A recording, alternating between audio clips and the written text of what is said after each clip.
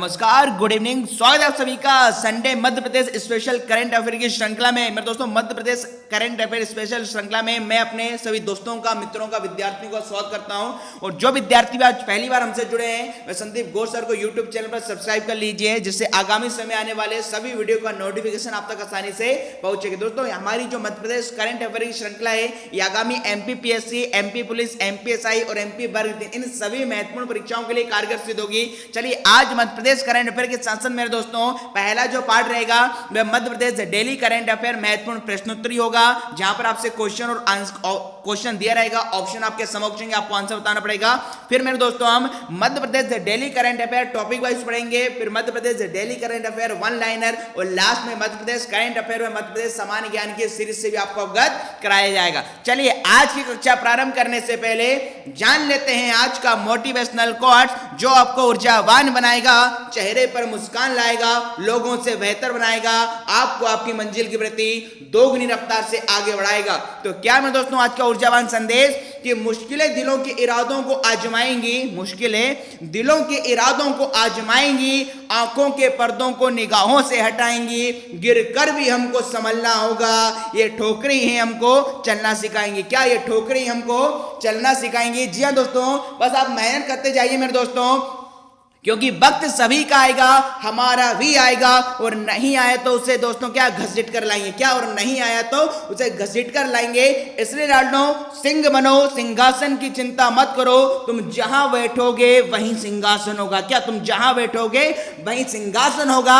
याद रखो दोस्तों कि तुम मेरे अर्जुन हो। क्या, तुम मेरे अर्जुन हो।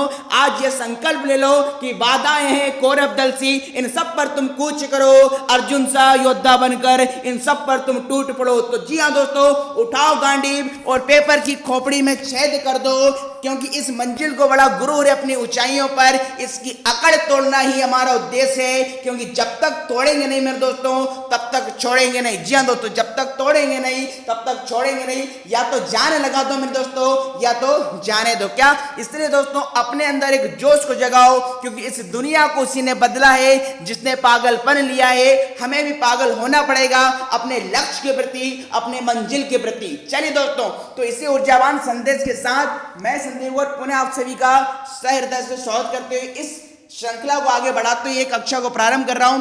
और मैं दोस्तों, लास्ट क्लास हमारी जो हुई थी 22 जनवरी को पूछे गए प्रश्नों का जिन विद्यार्थियों ने सबसे फास्ट आंसर दिया था, उन टॉप 10 रैंकर्स का नाम मेरे दोस्तों ये रहा आपके डिस्प्ले स्क्रीन पर।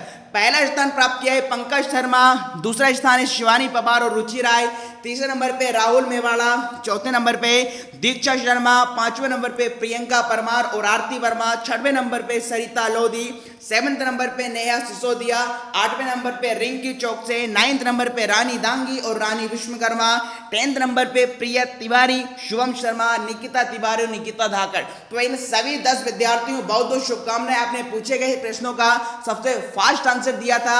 हम आपके उज्जवल भविष्य की कामना करते हैं। इसी प्रकार से मेरे दोस्तों मेहनत करते रहिए, आगे बढ़ते रहिए। अब आज के सेशन में भी पूछे गए प्रश्नों का जो विद्यार्थी सबसे फास्ट आंसर देंगे, उनका नाम अगले लाइव सेशन में दिखाया जाएगा।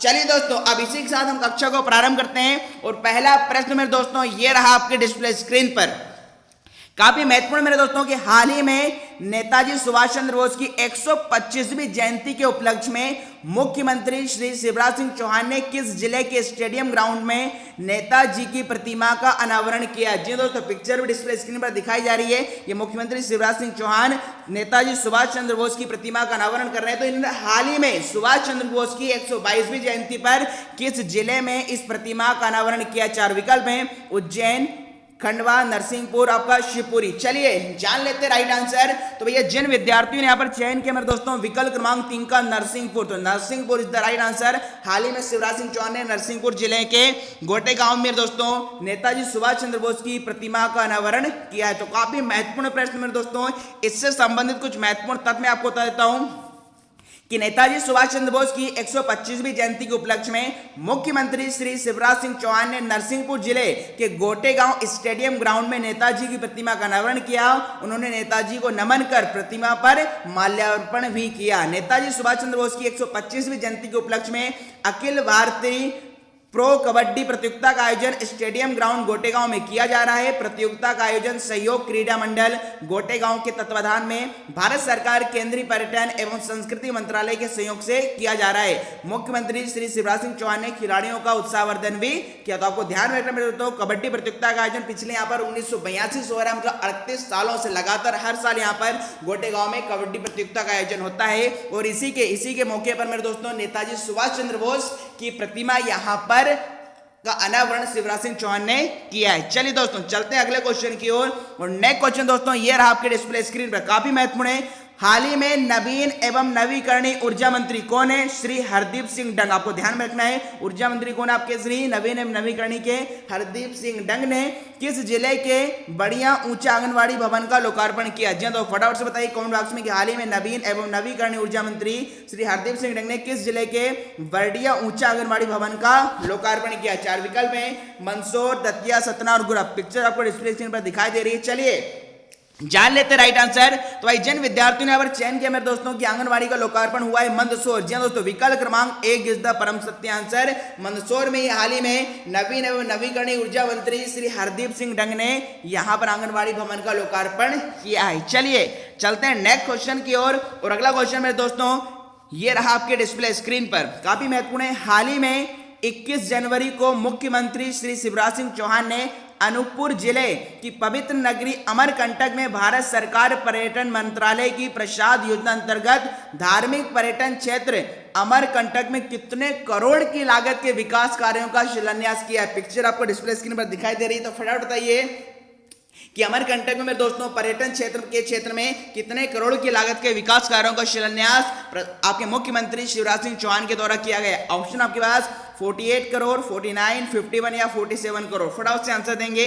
चलिए जान लेते राइट आंसर भी है कितने करोड़ की लागत के विकास कार्यों का भी शिलान्यास मुख्यमंत्री शिवराज सिंह चौहान ने किया है। तो यहाँ पर जिन विद्यार्थियों ने चयन किया विकल्प क्रमांक 2 का 49, तो जी तो 49 इज द परम सत्य आंसर। 49 करोड़ रुपए की लागत के विकास कार्यों का शिलान्यास किया गया। अब इससे संबंधित समस्त जानकारी क्या वो देख लेते हैं। मुख्यमंत्री श्री शिवराज सिंह चौहान आज अनूपपुर जिले की पवित्र नगरी अमरकंटक में भारत सरकार पर्यटन मंत्रालय की प्रसाद योजना अंतर्गत धार्मिक पर्यटन क्षेत्र अमरकंटक में 49.98 करोड़ की लागत के विकास कार्यों का शिलान्यास एवं अमरकंटक क्षेत्र के अन्य विकास कार्यों का लोकार्पण किया है। मुख्यमंत्री चौहान ने कहा है कि अमरकंटक नगरी साधु संत एवं ऋषि मुनियों की तपस्या स्थली रही है। इसे पवित्र बनाए रखना एवं हम सभी की जिम्मेदारी है।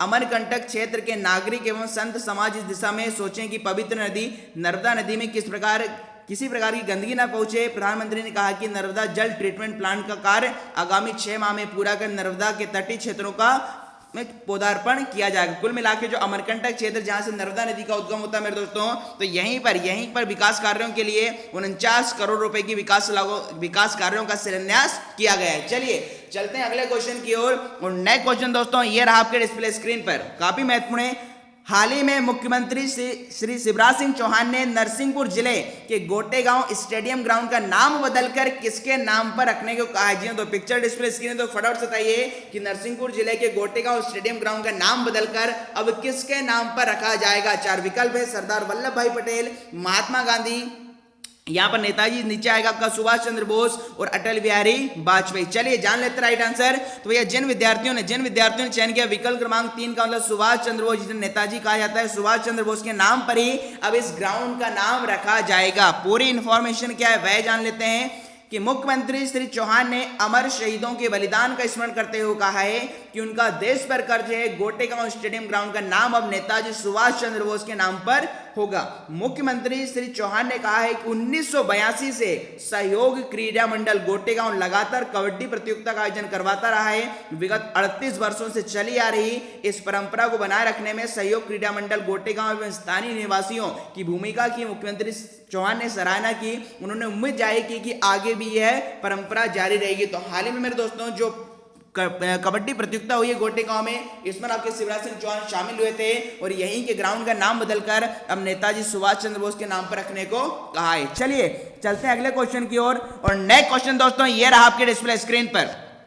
अगला मेरे दोस्तों हाल ही में मध्य क्षेत्र विद्युत वितरण कंपनी की किस अटेंडेंस प्रणाली ऐप को सफलता के 5 वर्ष पूर्ण हुए हैं। जी हाँ दोस्तों, 4 विकल्प हैं, प्रयास ऐप, सक्षम ऐप, प्रतिभा ऐप और समन्वय। फटाफट से बताएंगे कि हाल ही में मध्य क्षेत्र विद्युत वितरण कंपनी की किस ई अटेंडेंस प्रणाली ऐप को सफलता के 5 वर्ष पूर्ण हुए हैं। चलिए जान लेते हैं राइट आंसर। तो भाई जिन विद्यार्थियों ने चयन किया प्रयास, जी हाँ दोस्तों, जो प्रयास एप्लीकेशन है, जो प्रयास ऐप है, इसी जो कि आपके इलेक्ट्रिसिटी या मध्य क्षेत्र विद्युत वितरण कंपनी से संबंधित है, इस ऐप को हाल ही में दोस्तों 5 वर्ष पूर्ण हुए हैं। इस ऐप से संबंधित कुछ इंफॉर्मेशन हम देख लेते हैं कि मध्य क्षेत्र विद्युत वितरण कंपनी की ई अटेंडेंस प्रणाली प्रयास को सफलता के 5 वर्ष पूर्ण हो गए हैं। इस ई अटेंडेंस प्रणाली से मध्य क्षेत्र विद्युत वितरण कंपनी के नियमित संविदा एवं आउटसोर्स कर्मियों की अटेंडेंस ली जा रही है। साथ ही अवकाश आवेदन, अवकाश स्वीकृति, वेतन एवं ऑनलाइन गोपनीय चरित्रावली आदि सभी कार्य में दोस्तों इसी ऐप से किए जा रहे हैं। तो इस ऐप का नाम मेरे दोस्तों क्या है?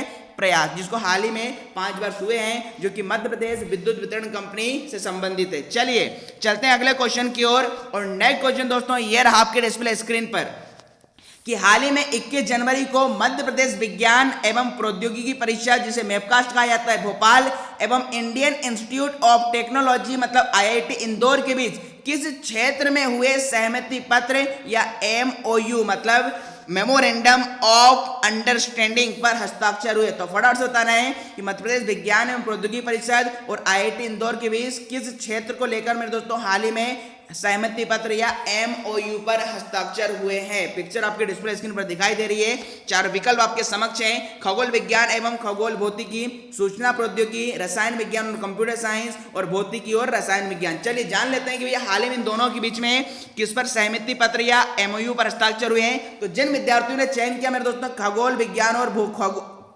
खगोल भौतिकी के क्षेत्र का, तो विकल्प क्रमांक 1 एकदम मेरे दोस्तों राइट आंसर। अब तो इससे संबंधित महत्वपूर्ण सूचना है क्या, वो हम देख लेते हैं कि मध्य प्रदेश विज्ञान एवं प्रौद्योगिकी परिषद मैपकास्ट भोपाल एवं Indian institute of technology IIT Indore के बीच खगोल विज्ञान एवं खगोल भौतिकी के क्षेत्र में हुए सहमति पत्र के अंतर्गत दोनों संस्थान शोध, संचार, शिक्षा और विकास से जुड़े विभिन्न क्षेत्रों में आप क्या करेंगे? परस्पर सहयोग करेंगे मेरे दोस्तों। मध्य प्रदेश विज्ञान एवं प्रौद्योगिकी परिषद मैपकास्ट भोपाल और तकनीकी सहयोग से इंदौर स्थित IIT परिसर में मोबाइल तारामंडल की स्थापना प्रस्तावित है। मोबाइल तारामंडल की स्थापना का उद्देश्य से विद्यार्थियों में खगोल विज्ञान में रुचि पैदा करना।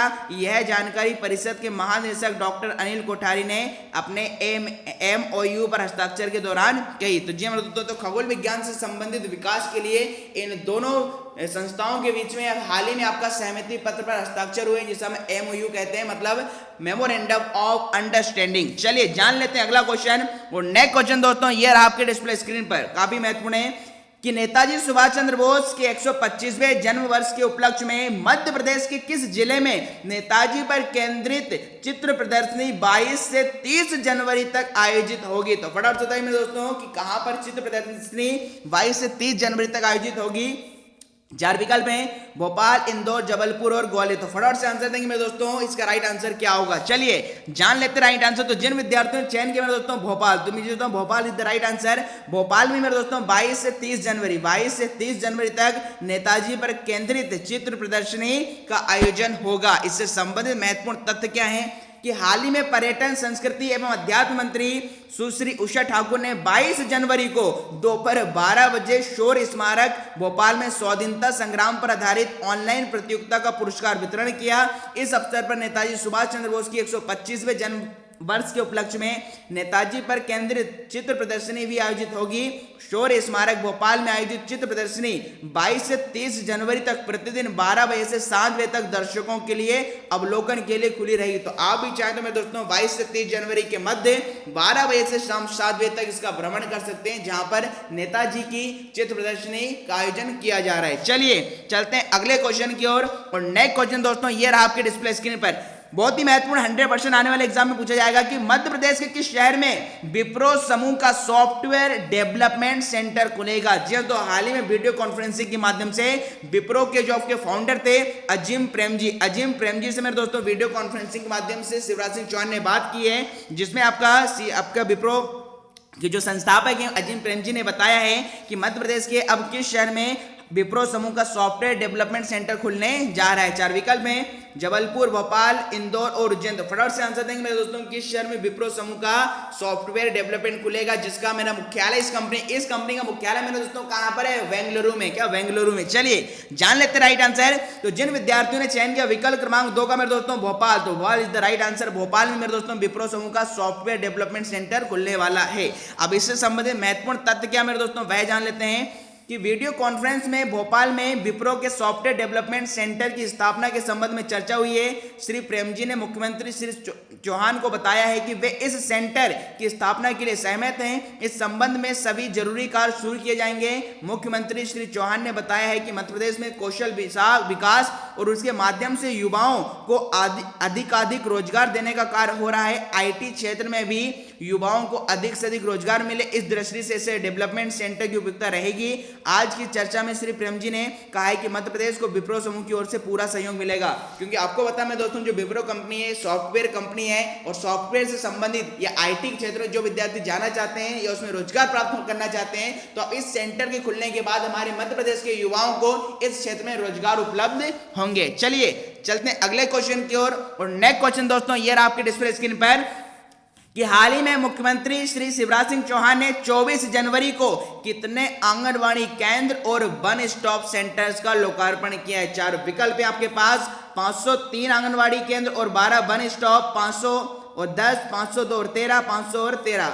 तो फटाफट से बताएंगे इसका मेरे दोस्तों राइट आंसर क्या होगा। चलिए जान लेते राइट आंसर कि भाई कितने आंगनवाड़ी केंद्र और कितने वन स्टॉप सेंटर्स को लोकार्पण किया है। तो विकल्प क्रमांक 1 इज द राइट आंसर, मतलब 503 तो आपका आंगनवाड़ी केंद्र और 12 वन स्टॉप सेंटर्स का लोकार्पण हाल ही में 24 जनवरी को मुख्यमंत्री श्री शिवराज सिंह चौहान के द्वारा किया गया है। इससे संबंधित महत्वपूर्ण तथ्य क्या मेरे दोस्तों, तो ये मुख्यमंत्री श्री चौहान ने राष्ट्रीय बालिका दिवस पर अपराह्न 3 बजे मिंटो हॉल में आयोजित पंख अभियान के शुभारंभ कार्यक्रम के दौरान वर्चुअली माध्यम से आंगनवाड़ी केंद्रों को लोकार्पित किया है। और ये टोटल जो 503 है मेरे दोस्तों अलग अलग जिलों में इनकी संख्या बताई गई है। और साथ ही साथ इन 12 जगहों पर आपके नवनिर्मित वन स्टॉप सेंटर का भवन का लोकार्पण भी किया गया। तो पूरी जानकारी आपके समक्ष है, इसे आप पढ़ सकते हैं। चलिए चलते हैं अगले क्वेश्चन की ओर। और नेक्स्ट क्वेश्चन दोस्तों ये रहा आपके डिस्प्ले स्क्रीन पर कि हाल ही में किसने IIM इंदौर के साथ समझौता ज्ञापन पर हस्ताक्षर किए हैं? जी दोस्तों हाल ही में किसने IIM, पिक्चर आपको डिस्प्ले स्क्रीन पर दिखाई दे रही है, इंडियन इंस्टीट्यूट ऑफ मैनेजमेंट मतलब भारतीय प्रबंध संस्थान ने हाल ही में किसके साथ MOU पर हस्ताक्षर किए हैं, मतलब मेमोरेंडम ऑफ अंडरस्टैंडिंग, सहमति पत्र पर हस्ताक्षर हुए हैं। 4 विकल्प हैं आपके पास, मध्य प्रदेश औद्योगिक विकास निगम, भोपाल नगर पालिका निगम, मध्य प्रदेश कृषि विभाग और मध्य प्रदेश पशुपालन विभाग। तो जान लेते राइट आंसर कि भैया IIM इंदौर ने हाल ही में किसके साथ समझौता ज्ञापन पर हस्ताक्षर किए हैं। तो भाई जिन विद्यार्थियों ने चयन किया विकल्प क्रमांक 1 का, मतलब मध्य प्रदेश औद्योगिक विकास निगम और हाल ही में IIM इंदौर, इन दोनों के बीच में दोस्तों समझौता ज्ञापन पर हस्ताक्षर हुए हैं। अब पूरी जानकारी क्या है वह हम देख लेते हैं मेरे दोस्तों कि मध्य प्रदेश औद्योगिक विकास निगम ने गुरुवार को IIM इंदौर के साथ समझौता ज्ञापन पर हस्ताक्षर किए हैं। MOU पर IIM इंदौर के डायरेक्टर प्रोफेसर श्री हिमांशु राय और औद्योगिक नीति एवं निवेश प्रोत्साहन विभाग के मुख्य सचिव श्री संजय कुमार शुक्ला द्वारा हस्ताक्षर किए गए हैं। अब इसका क्या होगा फायदा वो देख लेते हैं। MOU से साझा हुए सहयोग पर प्रसन्नता व्यक्त करते हुए मुख्य सचिव श्री शुक्ला ने कहा है कि MPIDC राज्य में उद्योगों के सशक्तिकरण के प्रयासों के लिए प्रतिबद्ध है। यह निरंतर नीतिगत सुधारों और हस्तक्षेपों के माध्यम से व्यवसायों का समर्थन करता है ताकि मुख्यमंत्री श्री शिवराज सिंह चौहान के आत्मनिर्भर मध्य प्रदेश के लक्ष्य की प्राप्ति हो सके। प्रभावी प्रयासों पर संयुक्त रूप से काम करने के लिए IIM इंदौर के साथ सहयोग इस दिशा में एक प्रगतिशील कदम है। उन्होंने कहा है कि साझेदारी प्रभावी रूप से वर्तमान ढांचे और अन्य रणनीतिक आदानों के समर्थन के लिए होगी। तो कुल मिला के भैया हमारे मध्य प्रदेश में जो भी उद्योग हैं, जो भी इंडस्ट्रीज हैं, उनके विकास के लिए IIM इंदौर के साथ यह हस्ताक्षर हुए हैं। चलिए जान लेते हैं अगला क्वेश्चन। चलिए तो अब यहां से अभी हमारे जो क्वेश्चन समाप्त हुए, अब हम यहां पर करंट अफेयर देखने वाले जो मध्य प्रदेश करंट अफेयर है 22 से 23 जनवरी 2021 का, वो भी टॉपिक वाइज। अब टॉपिक वाइज में फटाफट देख लेते हैं वो क्या है आपका कि राज्य शासन ने आत्मनिर्भर मध्य प्रदेश के रोड मैप के अंतर्गत निर्धारित लक्ष्यों की प्राप्ति और संबंधित विभागों के मध्य परस्पर समन्वय एवं सहभागिता सुनिश्चित करने के लिए कितने अंतर विभागीय समूहों का गठन किया? तो आंसर मेरे दोस्तों किसका है? 9। मतलब मध्य प्रदेश को आत्मनिर्भर बनाने के लिए हाल ही मध्य प्रदेश सरकार के 9 अंतर विभागीय मंत्री समूहों का गठन किया गया है। अगला मेरे दोस्तों कि मध्य प्रदेश में सामाजिक समरसता को बढ़ावा देने के मकसद से अंतर जातीय विवाह प्रोत्साहन योजना में पिछले 2 वर्षों में 1338 दंपतियों को अनुसूचित जाति कल्याण विभाग ने 16 करोड़ 76 लाख रुपए की राशि प्रोत्साहन स्वरूप दी है। अगला मेरे दोस्तों क्या है? हाल ही में आपने देखा होगा कि हमारे उत्तर प्रदेश की जो राज्यपाल है और मध्य प्रदेश की जो राज्यपाल है,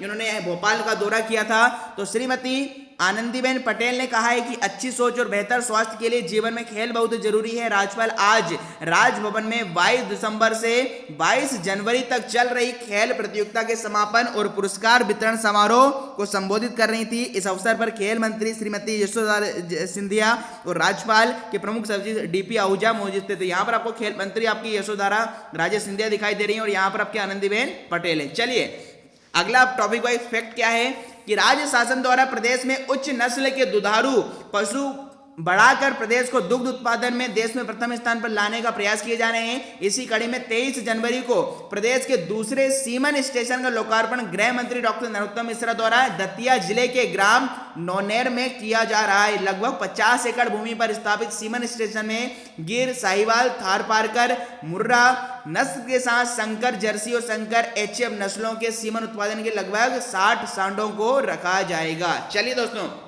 चलते हैं अगले फैक्ट की ओर और अगला फैक्ट मेरे दोस्तों है कि गणतंत्र दिवस 26 जनवरी के अवसर पर मुख्यमंत्री शिवराज सिंह चौहान रीवा जिले के मुख्यालय पर आयोजित समारोह में राष्ट्रीय ध्वज फहराएंगे। तो ध्यान रहे मेरे दोस्तों, इस बार जो 26 जनवरी है गणतंत्र दिवस, तो इसके अवसर पर मेरे दोस्तों जो मुख्यमंत्री शिवराज सिंह चौहान है रीवा जिला में इस बार क्या करेंगे? राष्ट्रीय ध्वज फहराएंगे और प्रदेशवासियों को संबोधित करेंगे। मंत्री परिषद के सदस्य जिला मुख्यालयों पर आयोजित जिला स्तरीय गणतंत्र दिवस समारोह में राष्ट्रीय ध्वज फहराएंगे और मुख्यमंत्री के प्रदेश की जनता के नाम से संदेश का वाचन करेंगे। तो मेरे दोस्तों 26 जनवरी का मौका आने वाला है। आपके कॉलेज में बहुत सारे सांस्कृतिक प्रोग्राम होते थे आपके, तो कई लोग उसमें भाग लेते थे या फिर कई लोग वहां से भाग लेते थे। 2 प्रकार का भाग लेना होता है, एक भाग लेना मतलब पार्टिसिपेट करना और दूसरा वहां लड्डू लेके भाग लेना। चलिए दोस्तों अगला फैक्ट आपका क्या है कि आम जनता से धोखाधड़ी करने वाले फर्जी चिटफंड कंपनियों के विरुद्ध कार्रवाई करने की मुख्यमंत्री शिवराज सिंह चौहान की मंशा के अनुरूप जबलपुर कलेक्टर कर्मवीर शर्मा के निर्देश अनुसार 8 निधि कंपनियों के स्थानीय कार्यालयों को बंद करा दिया गया। मतलब हाल ही में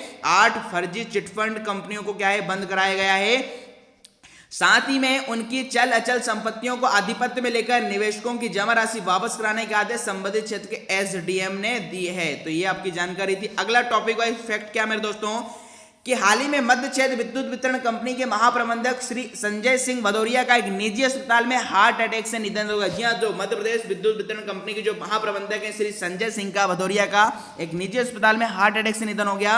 ऊर्जा मंत्री श्री प्रद्युम्न सिंह तोमर, हमारे ऊर्जा मंत्री कौन है? प्रद्युम्न सिंह तोमर ने इंजीनियर श्री संजय सिंह भदौरिया के निधन पर शोक संवेदना प्रकट की। उन्होंने ईश्वर से प्रार्थना की कि वे उनके परिवार को गहन दुख सहन करने की शक्ति एवं संबल प्रदान करें।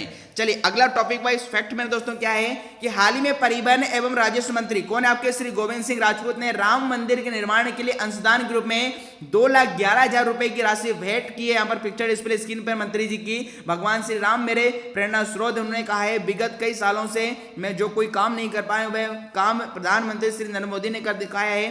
परिवहन एवं राजस्व मंत्री श्री राजपूत ने सागर प्रवास के दौरान राम मंदिर के निर्माण के लिए अंश राशि का चेक जिसमें 1,11,000 रुपए उनके स्वयं की ओर से एवं 1 लाख उनकी धर्म पत्नी एवं पूर्व जिला पंचायत श्रीमती सविता राजपूत की ओर से भेंट किया गया है। चलिए अगला महत्वपूर्ण तथ्य क्या है वह जान लेते हैं मेरे दोस्तों।